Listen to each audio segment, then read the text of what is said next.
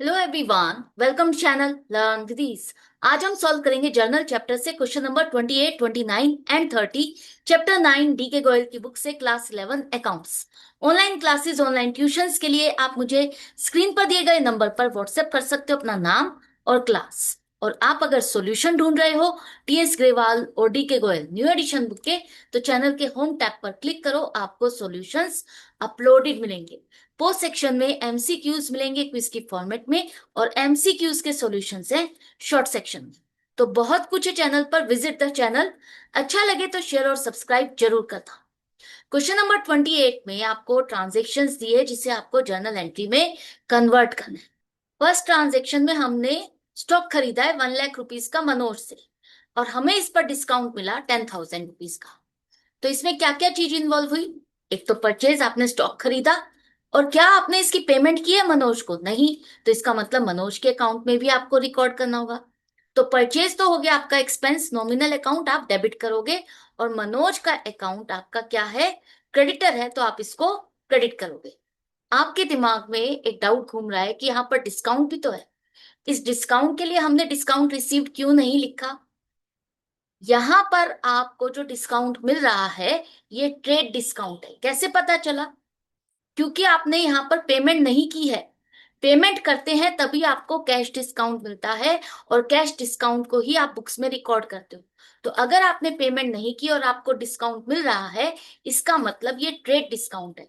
आपकी जो परचेज है वो 90,000 से आप रिकॉर्ड करोगे। Purchases account debit 90,000 to Manoj account 90,000। Clear है?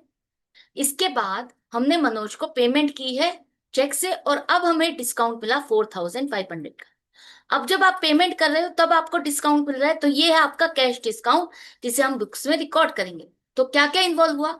एक तो मनोज जिसे आप पेमेंट कर रहे हो, दूसरा आपने बैंक से पेमेंट की है, चेक से पेमेंट की है, और तीसरा आपको डिस्काउंट मिला। तो मनोज आपका पर्सनल अकाउंट है, एक तरह से आपकी लाइबिलिटी डिक्रीज हो रही है, तो आप इसको डेबिट करोगे। पर्सनल अकाउंट में अगर ये रिसीवर है, इसको हम चेक दे रहे हैं, तो भी हम डेबिट करेंगे। बैंक आपका पर्सनल अकाउंट है, लेकिन बैंक से अब आप पेमेंट कर रहे हो, तो ये गिवर है, आप क्रेडिट करोगे। दूसरा, बैंक का बैलेंस आपका क्या है? एसेट है। अगर एसेट डिक्रीज होगी तो क्रेडिट ही करोगे। डिस्काउंट आपको मिल रहा है, फायदा है। फायदा है तो हम क्या करेंगे? क्रेडिट करेंगे। तो एंट्री क्या हो जाएगी? मनोज से अकाउंट डेबिट 90,000। पूरा आपको इतना अमाउंट पे करना था, इतने अमाउंट से इसका अकाउंट आप क्लियर कर रहे हो, जिसमें से 85,500 का आपने चेक दिया, और बाकी का आपको डिस्काउंट मिला। तो मनोज से account debit 90,000 to bank account 85,500 to discount received account 4,500। Next transaction को ध्यान से रीड करो। आपने कैश की पेमेंट की है देसाई को।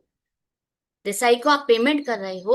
उसके बाद क्या हुआ? Discount allowed by him ₹200। तो डिस्काउंट अलाउड रीड करते ही आप ये मत सोचना कि ये डिस्काउंट आपने दिया है। डिस्काउंट अलाउड बाय हिम का मतलब है कि देसाई ने आपको डिस्काउंट दिया है। तो जब आप पेमेंट कर रहे हो उस टाइम पर आपको ये डिस्काउंट मिल रहा है, तो आपके लिए फायदा है। तो क्या क्या इन्वॉल्व हुआ? एक तो देसाई का अकाउंट, देसाई को आप पेमेंट कर रहे हो तो देसाई, और दूसरा आपने पेमेंट की है कैश में, कैश, और तीसरा आपको डिस्काउंट मिला। तो यहां पर डिस्काउंट अलाउड नहीं आएगा, डिस्काउंट रिसीव्ड आएगा। तो देसाई आपका पर्सनल अकाउंट है जिसको आपने पेमेंट की है, तो डेबिट करोगे। कैश में आपने पेमेंट की, रियल अकाउंट में एसेट अगर डिक्रीज होगी तो क्रेडिट करोगे। और डिस्काउंट आपको मिला, फायदा हुआ, तो आप क्या करोगे? क्रेडिट करोगे। ये सब चीजें क्लियर हो गई आपको? तो एंट्री क्या हो जाएगी? अब तो बहुत इजीली बना सकते हो। एंट्री हो गई आपकी देसाईज अकाउंट डेबिट, कितने से? 5,000 रुपीज तो आपने पे किया, और 200 का आपको डिस्काउंट मिला। तो टोटल इसका मतलब 5,200 रुपीज आपको पे करने थे। तो इसका अकाउंट को आपने क्लियर किया है 5,200 से। तो इतनी अमाउंट ही आप इसके अकाउंट को डेबिट करो। जब भी आप हिसाब किताब करते हो, किसी से लेना देना करते हो, तो आप यही करते हो ना कि उसके अकाउंट में कितना बैलेंस स्टैंड कर रहा है। अच्छा, इतना बैलेंस स्टैंड कर रहा है, हमने कितना पे कर दिया, कितना उसने हमको डिस्काउंट दिया, फाइनली हमारा अमाउंट कितना क्लियर हो गया, उसका और हमारा कितना लेना देना क्लियर हो गया, वही आप चेक करते हो ना। तो यहां पर इसका मतलब है 5,200 रुपीज हमें उसको पे करनी थी, जिसमें से 5,000 हमने पे किए, 200 उसने हमें डिस्काउंट दिया और हमारा और उसका अकाउंट क्लोज हो गया। क्लियर? इसके बाद आपको 10,000 रुपीज रिसीव हुए हैं गोवर्धन से एंड अलाउड हिम डिस्काउंट ₹500। अब यहां पर क्या लिखा है? यहां पर लिखा है कि आपको कैश रिसीव हो रहा है। आपको जब पैसा मिल रहा है और तब आप डिस्काउंट दे रहे हो, तो ये आपका डिस्काउंट अलाउड है। अब ये आपके लिए नुकसान है। अब ये डिस्काउंट रिसीव नहीं है, ये डिस्काउंट आपने दिया, तो यहां पर डिस्काउंट अलाउड ही आएगा। तो कौन कौन से अकाउंट आएंगे? एक तो कैश आपको मिल रहा है, आपने डिस्काउंट दिया, नुकसान, और किसने पेमेंट की है? गोवर्धन। तो कैश आपको मिल रहा है, एसेट आएगी तो डेबिट करोगे, डिस्काउंट दोगे तो नुकसान हो रहा है तो डेबिट करोगे, और गोवर्धन जिससे आपको पैसा मिला, गिवर है, तो आप इसको क्या करोगे? क्रेडिट करोगे। तो एंट्री हो गई सिंपली आपकी cash account debit.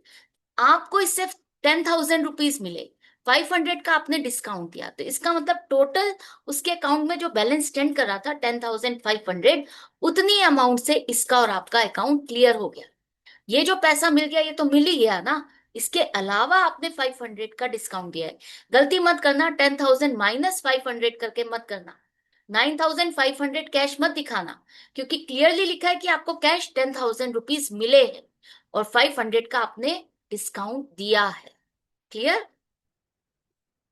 Next transaction में जो ओनर है उसकी पर्सनल कार, जो आपने बिजनेस में नहीं शो की हुई, वो वाली कार 80,000 रुपीज में सेल की। पेमेंट आपको चेक से मिली और ये चेक आपने फर्म जो बिजनेस का बैंक अकाउंट है उसमें जमा कर दिया। मैंने आपको पहले भी समझाया है कि जो आपके अकाउंट्स हैं उसमें ओनर और बिजनेस दोनों सेपरेट एंटिटी है, एक एंटिटी नहीं है।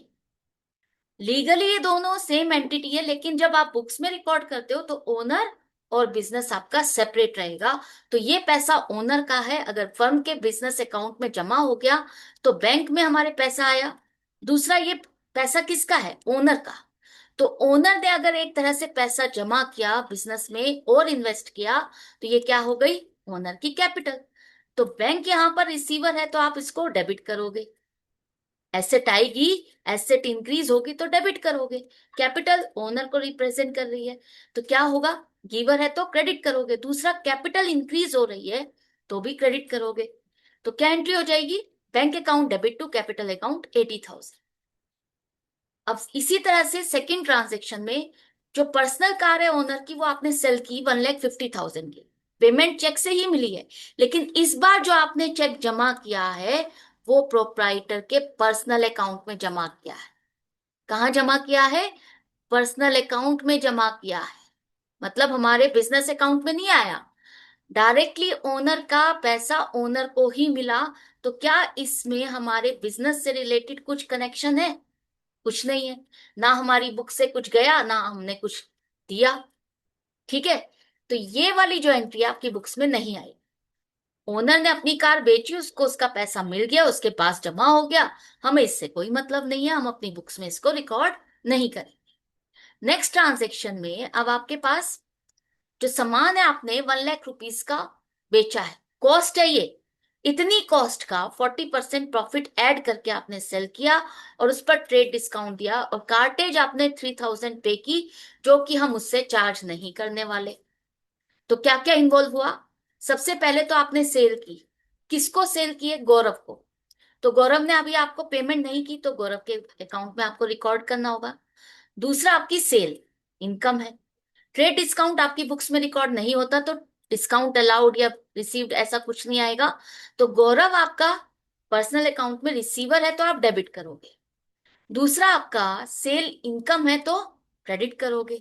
कितनी अमाउंट से? 1,00,000 कॉस्ट है, इसमें आपने 40% प्रॉफिट ऐड किया 40,000, तो 1,40,000 हो गई लिस्ट प्राइस, जिस पर अब आपने 10% ट्रेड डिस्काउंट दिया 14,000 का।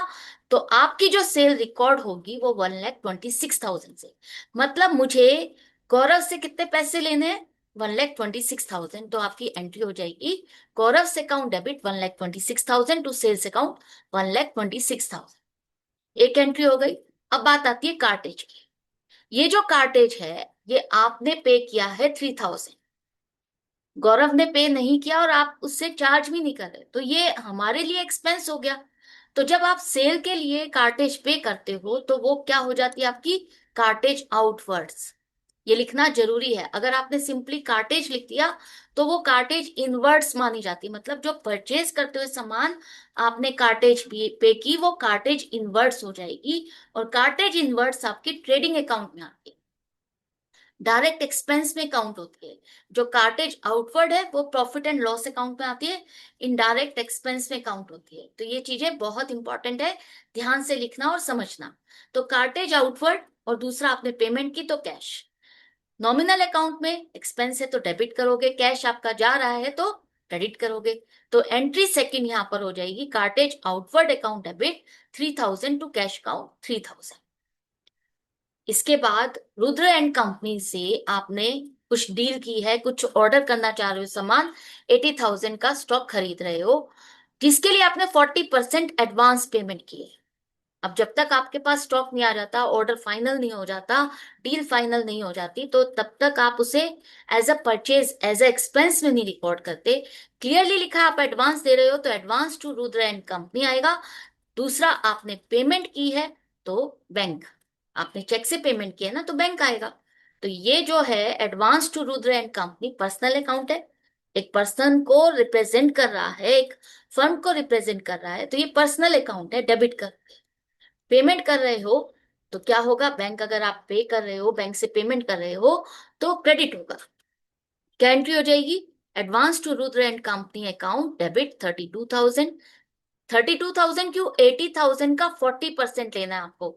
तो हर चीज को ध्यान से रीड करते हुए आपको ट्रांजेक्शन करनी है टू बैंक अकाउंट 32,000। तो ये क्वेश्चन तो यहाँ पर कंप्लीट हो गया। क्वेश्चन नंबर 29 आपका मिसिंग वैल्यू का क्वेश्चन है, जहां पर आपको जर्नल एंट्रीज कंप्लीट करनी है नरेशन के बेस पर। तो ध्यान से रीड करो नरेशन को। यहाँ पर लिखा है कि 5,000 रुपीज का लिस्ट प्राइस का सामान आपने बेचा है, सेल किया है, सोल्ड लिखा है। 10% रेट डिस्काउंट दिया मतलब 500 रुपीज। तो आपने जो सामान बेचा है वो 4,500 का, इतनी अमाउंट से आपकी सेल रिकॉर्ड हो।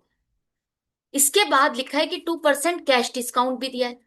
तो कैश डिस्काउंट 2% 4,500 का 90 रुपीज होगा। तो आपने जो अमाउंट रिसीव की है 4,410।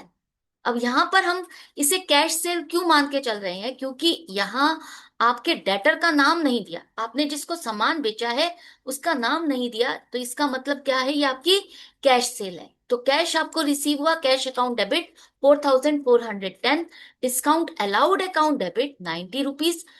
कैश डिस्काउंट जो है वही रिकॉर्ड करोगे, ट्रेड डिस्काउंट आपकी बुक्स में रिकॉर्ड नहीं होगा।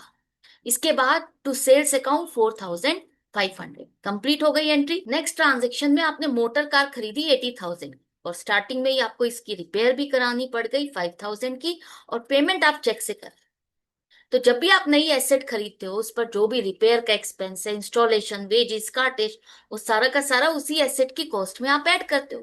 तो इसका मतलब आपकी मोटर कार 85,000 से आप डेबिट करोगे।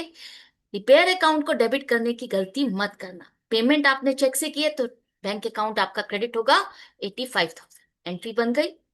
नेक्स्ट ट्रांजेक्शन में आपने क्या किया है, चतुर्वेदीज अकाउंट सेटल्ड, कैश डिस्काउंट 3%।